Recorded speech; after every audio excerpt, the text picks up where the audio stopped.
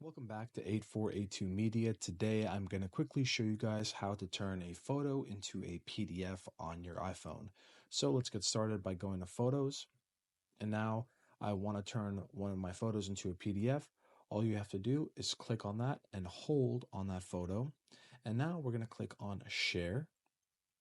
And now go down to find Print. We're going to press on Print. Don't worry, we're not printing anything.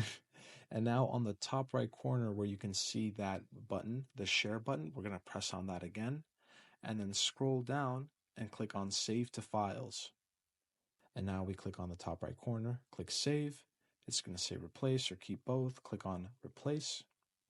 And now all you have to do is go to your files, and the Files app looks like this. If you can't find it, just type it into the search bar, Files, click on Files, and now there's the photo that you turn into a PDF. And the way you can check it is by all the way at the top in the center where it says Photo, click on Photo, and now it says PDF document 4 megabytes.